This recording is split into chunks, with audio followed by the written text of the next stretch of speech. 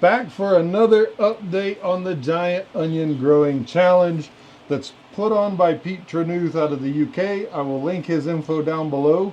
So if it's something you've been watching and you decide you want to jump into, this year is probably too late, but trust me, we're going to blink an eye and we're going to be starting next year's onions. Because if you watched my last update, my onions are over 6 months old already. They've been in an indoor tent under artificial light. It blows me away that I've had them growing this long. Now the reason that I've got this particular onion out is it's one that I forgot to include in last week's update.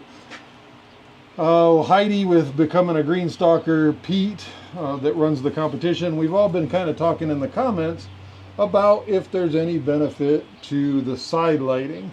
This is my onion that I didn't do it originally because of side lighting. It just kind of turned out that way. I put it on the lid of my tower garden, and I'll try and remember to put a picture up here. So it had side light in the front, and two in the back that were a little bit farther back, so I'm not sure if they helped anything or not. But you can see from the results, it works really well. This is probably one of my healthiest looking onions.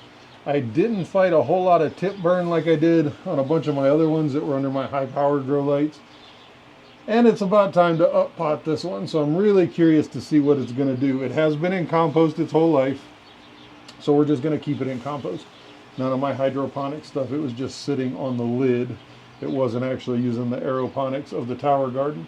So let's go inside and take a look, because we're going to start seeds for the no light competition just to see, is there really a benefit of having onions growing for 6 months? Or can I put seeds in right now and they'll grow so fast that they just catch up? So I'm gonna plant my no lights version of the Elsay onion seeds from Foster Seeds, and I'm gonna plant on the other side my Joe Atherton seeds that Pete sent me when he sent me the Elsay seeds to be part of the competition. And we'll take a look at all the other onions too, so come on inside.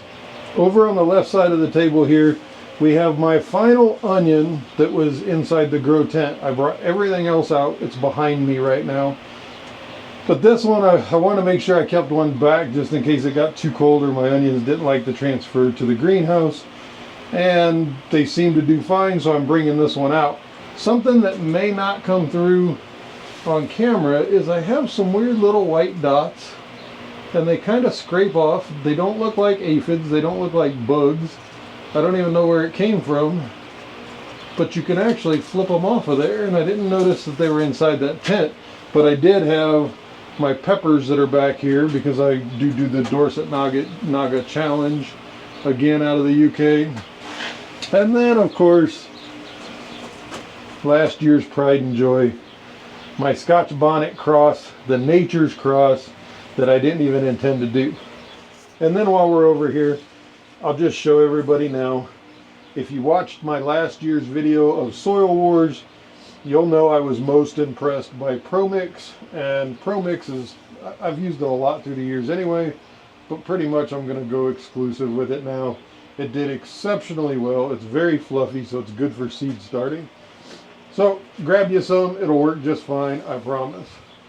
Over here, we have a little bit of my embarrassment. It's the it's the Elsay onions that I forgot. Well, I didn't forget about them. I just didn't have time. I never up potted them, so you can see the yellowing on the tips. We're going to plant those out and see how they do outside.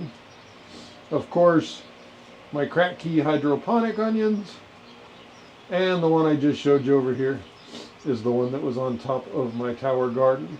And then here is where we are going to plant our seeds. So Pete sent me Elsay seeds.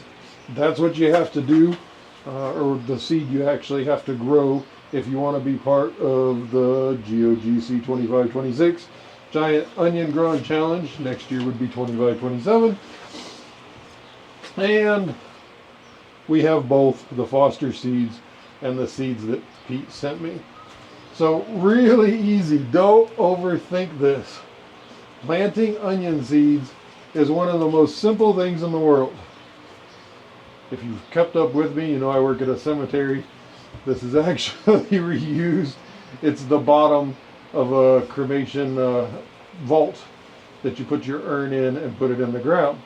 So all I did was drilled a bunch of holes in the bottom, threw my organic Pro Mix soil in there, and then all we're gonna do is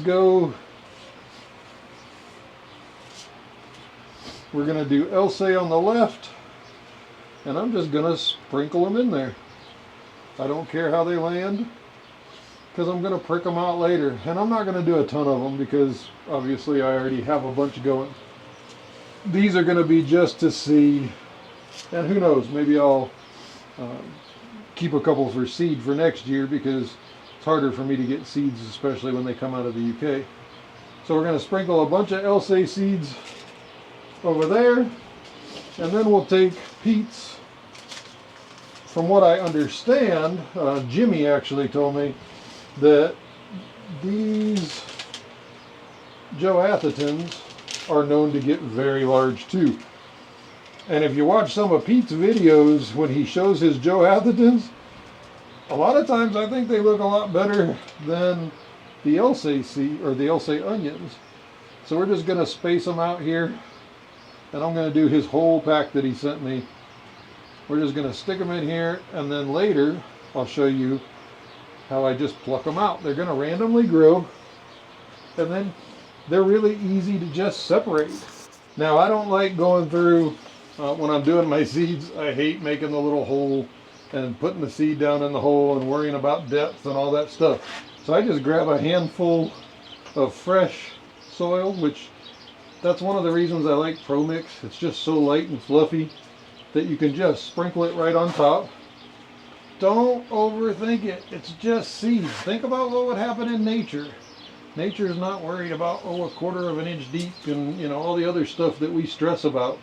Just go through, cover those seeds up, and then give it a nice sprinkle of water.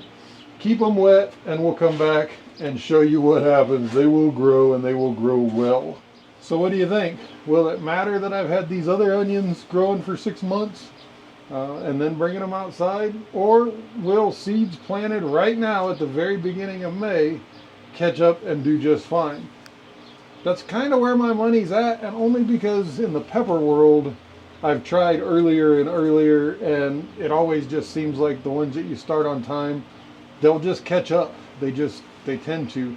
Not to mention in the pepper world, I tend to notice a little bit of a few week lull when you transplant up that really allows the ones that you just plant a few weeks later or a month later to catch up.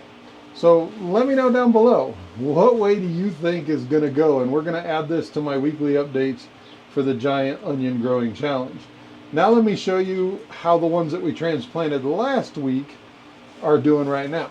These two over here are the ones that were in compost from the beginning, and I'm about to put cages on them. I just haven't done it quite yet. And I noticed, I'll see if I can get in closer here once we finish looking at these four, and I'll show you more, if it's not coming through on camera, of these weird dots that are on here. I don't know what they are. I've never experienced them before. They don't move. It just looks like little pieces of dust, which is really weird. Then over here we have the two that were in the tower garden that, as you know, didn't seem to pull out so well. It ripped a ton of the roots, but they seem to be doing good. I'm making sure I water them toward the center, and there is some new growth coming up here in the center. We got a lot of these leaves that got really soft through here, like watery soft, so I just started cutting those off to get rid of them, and then we will tie them up if they take off and keep on growing. Let's see if you can get an image, and when I do the editing, I'm trying to not to do as much editing, but I'll try and do a zoom on it, see if I can clear it up so you can see the dots that I'm talking about. And then I had some good questions about my crack key and really about hydroponics in general. So if you're interested in any of that, do me a favor, leave me a comment and just let me know that you would like to see some of those videos. But I'm going to give you a real basic rundown of what I told Heidi, the green stalker over in New Jersey, the way Pete likes to say it. And it's really simple. Any kind of container, I'm just using the mason jars. And all you're doing is using a hydroponic nutrient like what I've done in a bunch of my other videos, I go on the weaker side when I mix them, and you just fill it up. And I'm going to use the jar to kind of show you. So in the very beginning, let me not get ahead of myself. You want to fill it up to where the water is actually touching the rock wool, so it pulls the moisture up to where your seeds are at. Once it gets growing and you know it has roots, you want to leave a gap about as far as, maybe a little bit less, but a gap between the jar and the bottom of the net cup. So it's hanging above the water, but you want the roots to be touching it, even the longer ones in the very beginning, just to be touching it.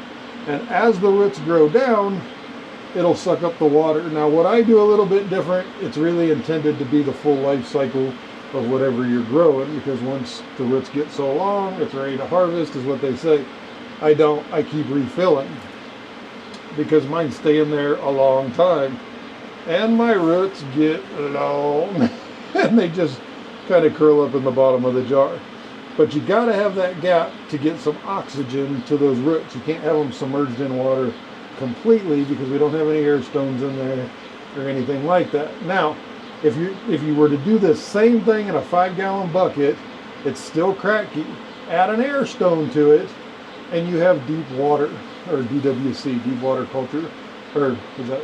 Yeah, I think I'm right, but deep water. And then there's an air stone, sits down here in the bottom and bubbles air up on the roots.